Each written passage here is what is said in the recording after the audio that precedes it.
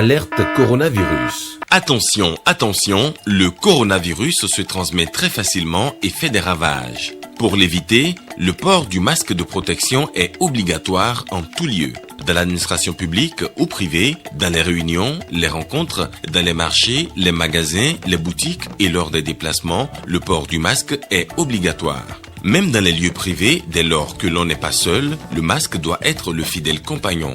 Mais attention, le port de masque de protection ne dispense nullement d'appliquer les autres mesures de prévention, notamment le lavage des mains à l'eau et au savon et l'observance de la distance de sécurité sanitaire d'au moins 1 mètre entre personnes. Enfin, s'abstenir de porter des gants en vue du lavage régulier des mains à l'eau et au savon ou de l'application de gel hydroalcoolique. Pour tout savoir sur l'épidémie du coronavirus au Bénin, rendez-vous sur le site web www.gouv.bj/coronavirus. Ceci est un message du gouvernement de la République du Bénin. Bonjour à tous, il est 13h, voici les titres de ce journal. La subvention figure en bonne place parmi les mesures sociales prises par le gouvernement pour atténuer les effets de la crise du coronavirus. Qui sont ceux qui bénéficient réellement de cette subvention? Vous entendrez dans ce sens le directeur général des affaires économiques. Renforcement des forces de défense et de sécurité du Bénin, une formation de nouvelles recrues est lancée ainsi que l'intégration de certains dans les centres de formation. Ghislain Poguet nous en dit plus. Et puis, lancement de la campagne agricole de proximité à Boukoumbe, accès des produits agricoles au marché, défis et stratégies, c'est le message fort qui a marqué cet événement. Vous suivrez notamment l'intervention du ministre de l'Agriculture, Gaston Dossouri.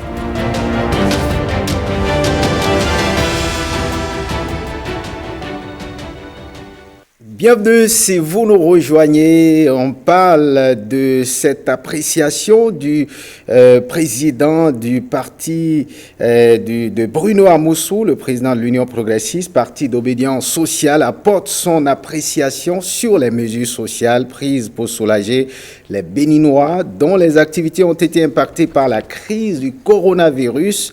En règle générale, Bruno Amoussou salue l'acte du gouvernement. Il est ici au micro de James William Wagidi.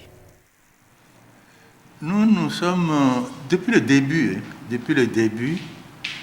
nous avons salué la pédagogie avec laquelle le gouvernement met en œuvre les mesures concernant la pandémie Covid-19. Sans précipitation, avec mesure, sérénité et un contrôle évident des différentes étapes, nous nous réjouissons que le gouvernement ait pris le temps d'échanger avec les acteurs des secteurs concernés, les transporteurs, les gens, les hôteliers, les artisans, qu'ils aient pris le temps d'échanger avec ces personnes pour bien déterminer les besoins, déterminer l'impact de la pandémie sur leurs activités et identifier des responsables afin que les ressources qui seront mises à disposition soient utilisées avec parcimonie et efficacité. D'abord, c'est cette méthodologie que nous saluons. Ensuite, fondamentalement, s'occuper de corriger, d'accompagner ceux qui sont affectés par cette pandémie est un choix que nous ne pouvons que soutenir et saluer. Et apparemment, ces mesures sont bien appréciées par les bénéficiaires. Les réflexions au niveau du gouvernement ont été bien menées et par conséquent que les objectifs visés, c'est-à-dire aider les structures, les ménages, les entreprises à supporter les conséquences néfastes de la pandémie, que cet objectif sera atteint. C'est pour ça que nous avons demandé aux maires, dans leurs communes respectives, d'être attentifs à ce qui va se faire au plan national et de voir comment, à leur niveau, ils peuvent également accompagner nos concitoyens. Voyons à présent les associations de consommateurs, ces associations de consommateurs qui saluent également la mesure d'accompagnement prise par le gouvernement. Elles l'ont fait savoir à l'occasion d'un point de presse. Voici un extrait de leur déclaration au micro de Jérôme Ombo. Nous attendions du gouvernement la prise en charge d'un certain nombre de besoins sociaux de base, tels que les factures d'électricité, les factures d'eau, les allègements fiscaux, tels que les TVM par exemple sur les véhicules, la prise en charge alimentaire des populations très vulnérables, des allègements sur les frais de transport et bien d'autres. Nous avons donc saisi le gouvernement qui a réagi à travers ces mesures sociales et je crois que c'est de gratitude logique que lorsque vous avez fait des requêtes, même si tout n'est pas pris en compte, que vous puissiez témoigner de reconnaissance pour ce qui vous a été octroyé. Et parlant de cela, je crois qu'il y a eu un montant total de 114 milliards environ qui a été alloué pour soulager un peu en termes de mesures prises pour faciliter les activités socio-économiques. Il y a eu aussi 100 milliards qui devraient être mis en circulation pour les différentes entreprises ou jeunes qui ont des projets de la part des banques. Et il y a la question sur laquelle tout le monde nous attend, la question des 5,116 milliards pour l'électricité et l'eau. Nous étions contents quand nous avions entendu parler des 5,116 milliards. Nous étions très contents parce qu'on s'est dit, bon, nos préoccupations, ça devrait permettre de régler la question des factures. La seule chose que nous avons pu avoir comme information précise dans ce cadre, c'est que les factures d'eau pour les personnes de la tranche sociale de consommation seraient intégralement prises en charge. Mais à part ça, pour les autres factures, nous ne savons pas encore. Je crois que la mesure de non-coupure des compteurs reste toujours en vigueur. Et donc, globalement, nous avons eu satisfaction par rapport à un certain nombre de choses. Mais comme nous l'avons dit, nous allons continuer les négociations afin qu'on puisse obtenir mieux. Certes, il y a eu des mesures sociales, mais ça ne voudrait pas dire qu'on est déjà sorti de la crise. La plupart des populations ne respectent plus ces gestes barrières, le lavage des mains. Vous allez trouver le dispositif devant des entreprises. Mais soit il n'y a pas d'eau, bien il n'y a pas de savon. Le masque, parfois vous le trouvez sous forme de collier pour éviter les représailles du policier. Le respect de la distanciation sociale, c'est devenu une exception, ce qui pourrait compromettre dangereusement la maîtrise de cette pandémie. Et c'est pourquoi nous voudrons profiter de cette occasion, une fois encore, pour demander aux populations que c'est un impératif que de respecter ces gestes barrières. Sinon, nous risquons malheureusement de retomber dans la situation que nous qualifions déjà du passé. Eh bien, dans le cadre des mesures d'atténuation des effets socio-économiques néfastes de la pandémie du Covid-19, le gouvernement a décidé d'un appui consistant aux différents secteurs d'activité. Eh bien, ceux du secteur de l'artisanat ont accueilli la nouvelle avec joie. À l'occasion, le président des chambres de la Chambre interdépartementale et des métiers du Bénin a délivré son message. On le suit au micro de Awa Chérif.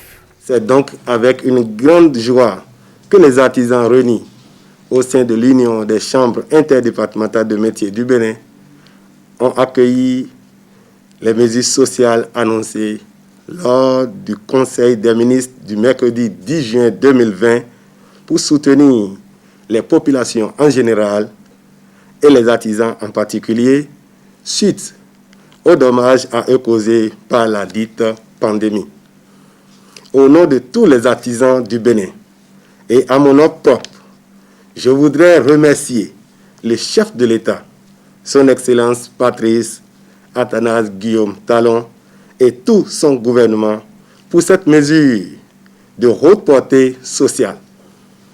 Nous prions, Monsieur le Président de la République, de bien vouloir accepter nos sincères remerciements et d'agréer l'expression émue de notre gratitude. Cette mesure très salutaire vient soulager la souffrance des 55 000 artisans, tout corps confondu, tout corps de métier confondu, concernés et confirme une fois de plus, si besoin en était, la place de choix qu'occupe le secteur de l'artisanat dans le programme d'action du gouvernement. C'est aussi la preuve de l'attachement du chef de l'État au bien-être de ses concitoyens. Nous saluons par la même occasion les réformes en cours dans le secteur de l'artisanat et rassurons le chef de l'État de notre disponibilité totale à l'accompagner pour la réussite de sa noble et exaltante mission. Voilà, autre actualité dans ce 13e dialogue national sur le secteur de l'eau. C'est autour de ce thème qu'a eu lieu à Cotonou un atelier. C'est un cadre de concertation qui a réuni les organisations de la société civile et les acteurs de l'eau. Objectif, évaluer les efforts fournis par le gouvernement et leur impact et insuffisance pour une amélioration des prestations. Lénaï Kawazaou. Ici sont passées à la loupe, région par région, les appréciations que font les populations de l'accès à l'eau potable. C'est la présentation des résultats issus d'une enquête au plan national avec les recommandations y relatives. L'exercice réunit les acteurs de la société civile et les responsables en charge du secteur pour un seul but, la satisfaction des citoyens. Sur la base donc, de ces informations produites, nous devons aboutir à un plan de réforme. Nous avons proposé un projet pour aller vite, mais vous allez vous rendre compte qu'il y a encore, c'est pas coulé dans du béton, il y a encore la possibilité d'amender, de corriger.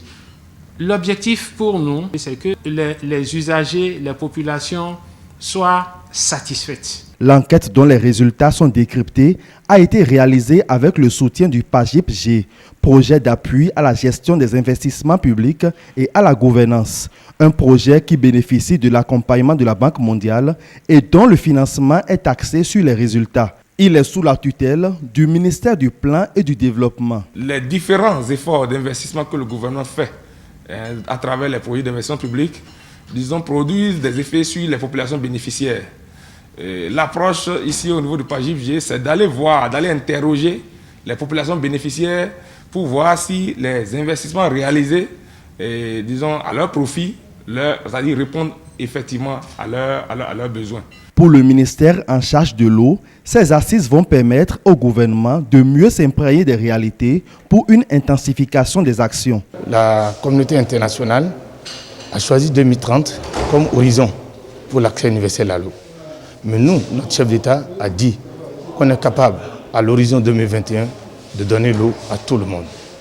Et c'est à cela que le gouvernement s'attelle à travers ces investissements massifs dans le milieu urbain et dans le milieu rural. Donc, beaucoup de projets sont en cours pour faciliter l'accès à l'eau à nos populations. Ce présent dialogue national qui permettra d'évaluer le dispositif, le dispositif institutionnel, le dispositif technique qui accompagne la mise en œuvre de ces projets, d'ajuster pour qu'à l'horizon 2021, tout le monde puisse avoir l'eau au niveau de la population béninoise. Le projet de plan de réforme à adopter à l'issue de cette rencontre va être soumis à l'examen des autorités pour l'adoption de nouvelles stratégies.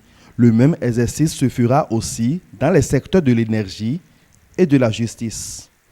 Eh bien, au nombre des réformes mises en place par le gouvernement pour soutenir les différents secteurs d'activité de la vie économique figure en bonne place la subvention sur les factures d'électricité et d'eau.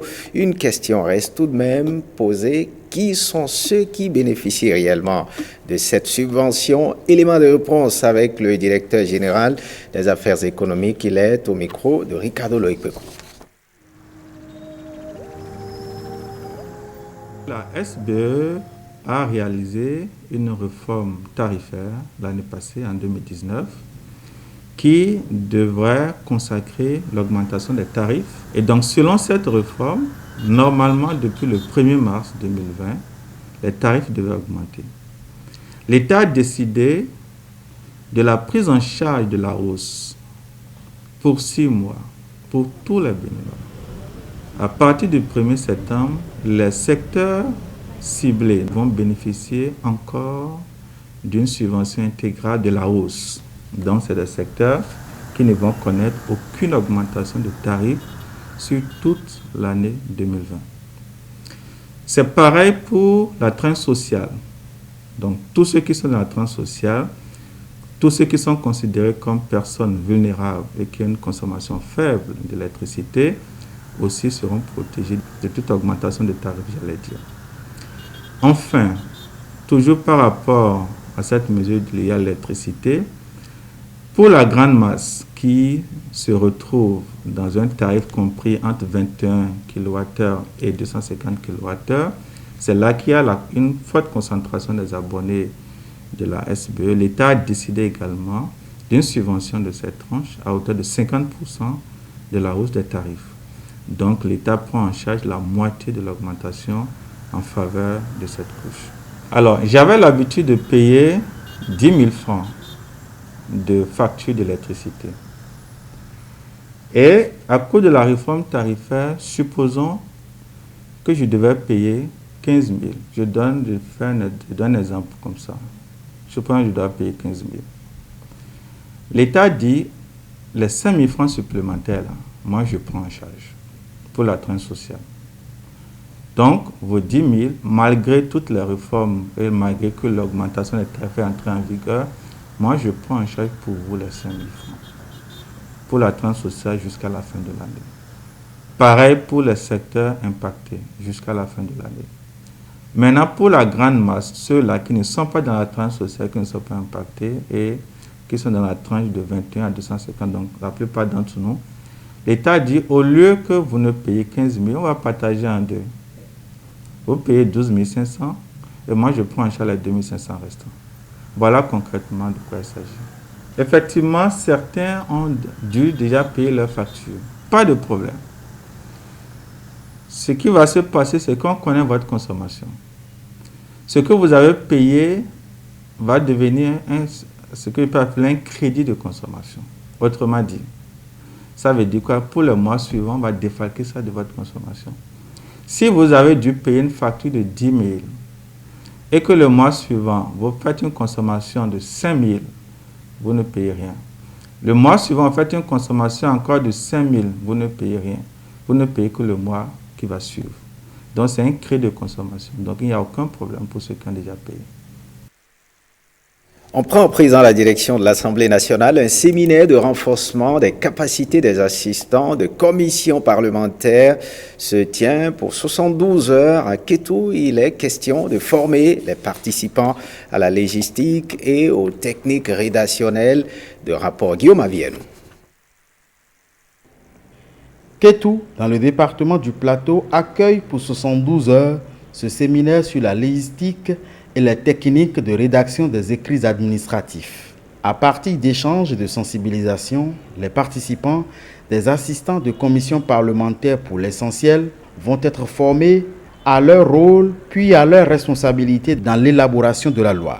L'objectif étant d'amener toute la chaîne de production du Parlement à doter le pays d'une législation pleinement efficiente, gage de compétitivité et de progrès.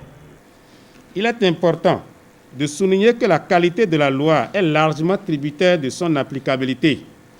S'assurer donc de cette qualité constitue l'une des responsabilités du Parlement qui doit veiller à ce que les lois dans leurs dispositions soient réalistes, claires et applicables.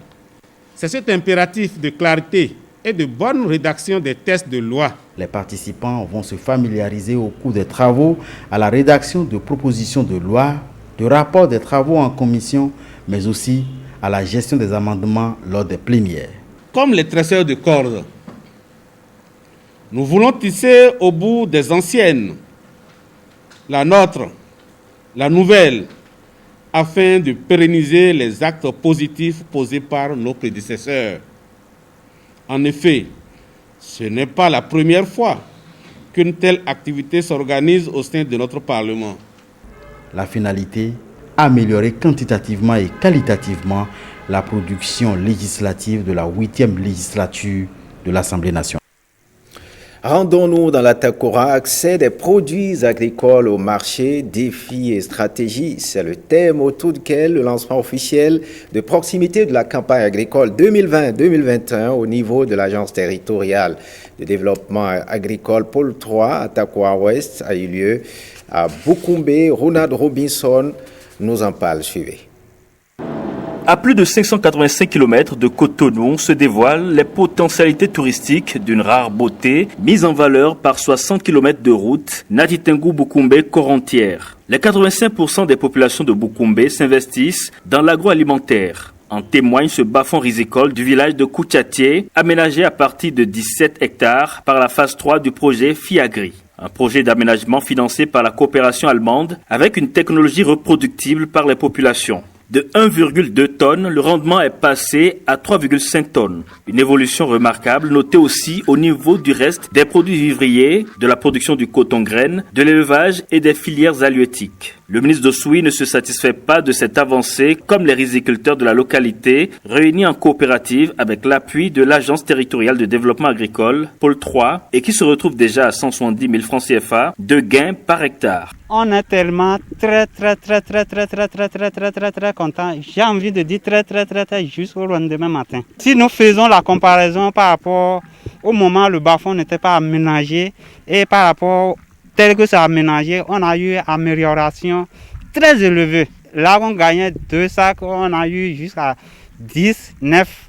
Quand on vous donne, on demande encore. Si nous utilisons bien les agrotechniques qu'il faut, à savoir semis à bonne date, semis à bonne densité, traitement fumure et autres, et que nous réglons convenablement le niveau d'eau sur ces périmètres, le cultivar utilisé permet d'avoir 4 tonnes, 5 tonnes, 6 tonnes, 7 tonnes même.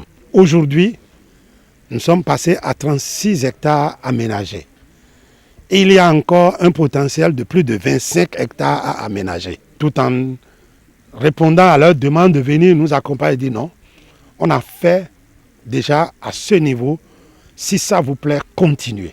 Vous pouvez faire de riz étuvé propre et vous allez vendre plus cher. La coopération allemande accompagne également la plantation de 300 hectares de karité sélectionnés pour leur rentabilité et pour lutter contre la déforestation sauvage. Certains disent qu'on ne plante pas le karité. C'est faux, on plante. Aujourd'hui, avec les plants greffés, à 6 ans, nous avons la production. Qui ne veut pas gagner? J'ai apprécié ce que Madame le préfet et la directrice générale viennent d'initier ici pour convaincre les femmes à aussi planter. Et ce que l'on a mis en tête de ça, mais on protège. Gaston Dossoui visite l'Union des femmes pour le développement de Bukumbe, UFEDEB Yanta. Il démontre les valeurs ajoutées en termes de production et de commercialisation des dérivés de mangue, de fonio que produit depuis 2003 l'organisation en coopérative des femmes de Bukumbe. Les gens de Bukumbe vivent longtemps. Pourquoi? Parce qu'il y a encore beaucoup de produits naturels qu'ils utilisent. Les sauces à Bukumbe ne sont pas préparées avec des cubes, avec les ingrédients qu'on nous importe de je ne sais où. Le positionnement sur le marché des produits Made in Benin préoccupe les techniciens et partenaires réunis autour du thème « Accès des produits agricoles au marché, défis et stratégies ». Les nouveaux objectifs en termes de production de l'Agence territoriale de développement agricole Pôle 3 ont été présentés. Il s'agit de la production de 86 000 tonnes de paddy. Cette production sera transformée à 70%. Au titre des cultures maraîchères, la production de 26 900 tonnes de tomates, 3 790 tonnes de piments, 207 tonnes d'oignons. L'autorité encourage ses agences et directions départementales, en plus des partenaires et programmes sur le terrain, à plus de veille et de soutien à la production pour en garantir les normes de qualité requises.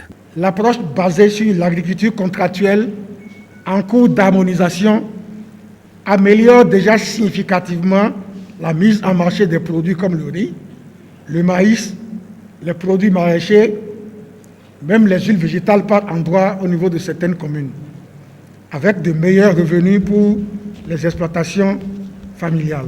Pour ce dernier, les ambitions que le gouvernement nourrit pour le monde agricole sont à la portée des producteurs au vu des capacités de production et de transformation agroalimentaire qu'acquièrent les coopératives et les PME sur le terrain. 16 juin, date de célébration de la Journée de l'enfant africain. Cette année, elle est déjà à la 30e édition et cette fois-ci, elle est placée sous le thème « La justice adaptée aux enfants au Bénin ». Les manifestations officielles ont eu lieu à Kassato, dans la commune d'Abomey-Calavi. Rachidat Biomama et Iva Golokwasi. Invité à l'arrêt des violences faites aux enfants, c'est le sens de cette célébration qu'accueille à Kassato. Les autorités béninoises s'engagent ainsi dans une vaste campagne de sensibilisation devant autorités locales, enfants, parents et relais communautaires. Le ministre des Affaires sociales rappelle à tous l'urgence de protéger les enfants. Les chiffres nous affolent quant à toutes ces formes de violence qui existent, qui persistent dans nos contrées, dans nos localités. En l'espace de 3 semaines, notre ministère malheureusement a été alerté sur au moins 5 cas de viol sur petites filles. Ce n'est pas qu'ici, ça se passe partout. Au Bénin, les enfants ne sont pas suffisamment soutenus lorsqu'ils sont en procédure pénale ou civile. Certains sont même gardés à vue avec des adultes, une situation criade pour laquelle l'UNICEF et Plan International Bénin, partenaires techniques et financiers du ministère, lancent ce plaidoyer. Je voudrais, au nom de l'intérêt supérieur des enfants, plaider ici en faveur de la poursuite des efforts déjà entamés pour la libération immédiate en toute sécurité et en tenant compte de l'intérêt supérieur de l'enfant, des enfants privés de liberté quand leur statut judiciaire le permet. Et quand cela n'est pas possible, pour l'amélioration des conditions de vie de ceux qui doivent rester en détention. Après l'arrondissement d'Akassato, lieu des manifestations officielles, l'autorité ministérielle se rend à l'orphelinat Claudio Mienko. Visite des lieux, puis sensibilisation sur les droits des enfants et le respect des mesures barrières. J'ai été également marquée par l'environnement, avec beaucoup de couleurs, l'environnement aéré, propre, lumineux, et aussi par les encadreurs, dans leurs couleurs chatoyantes, très accueillantes, et je vois ces petits bouts de choux qui ont l'air bien entretenus. Madame Toy Fordé s'est montrée la maman des enfants ici dans son speech, mais elle a été la maman peut-être de beaucoup de parents décédés de ces enfants-là. Covid-19 oblige, des masques et autres présents ont été offerts aux enfants. Et bientôt dans nos casernes, avant le lancement officiel de la formation de la classe 2019, les nouvelles recrues ont intégré le centre de formation. Elles ont reçu sur place le matériel nécessaire au travail du soldat et ils ont également reçu des instructions, des consignes pour la vie en caserne. Ghislain Poguet et Brice Bozo ont suivi leur arrivée et la séance de distribution des effets d'habillement. Regardez.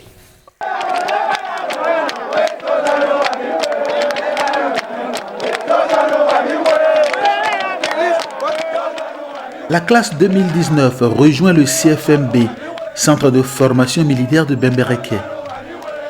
La pandémie à Covid-19 a ralenti les choses, mais enfin, ils sont bien là. Ce recrutement est décidé pour pallier au déficit de ressources humaines au sein des forces de défense et de sécurité.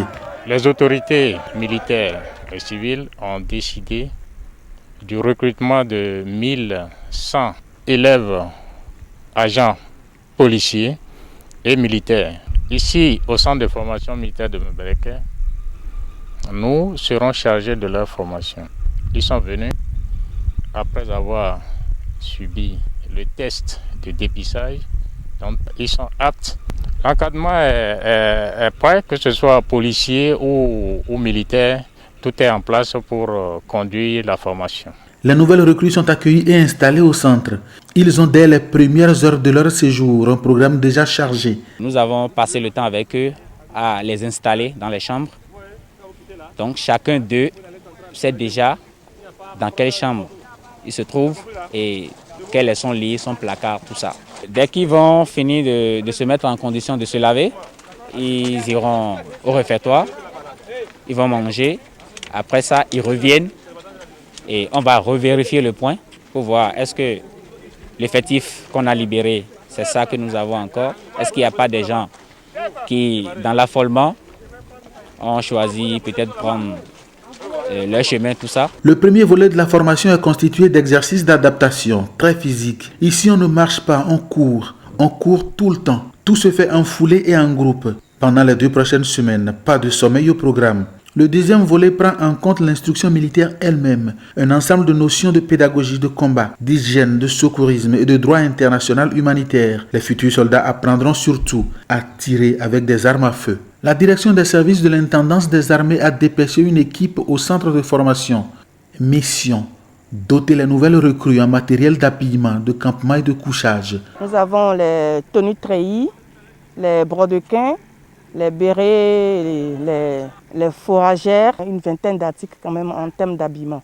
Et en termes de campement et de couchage, il y a les matelas, des lits qui sont déjà à la disposition des recrues. Je pense bien qu'ils sont prêts parce que c'est dans leur comportement, dans leur vivacité, qu'on sent s'ils sont prêts ou pas. Et avec ce que moi-même j'ai constaté à l'issue de l'activité et avec l'animation qui a prévalu, je pense que je peux dire qu'ils sont prêts. Et en matière d'animation, pour leur mettre le pied à l'étrier.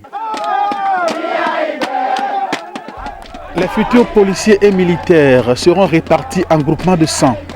Au niveau des groupements, ils seront en peloton de 50.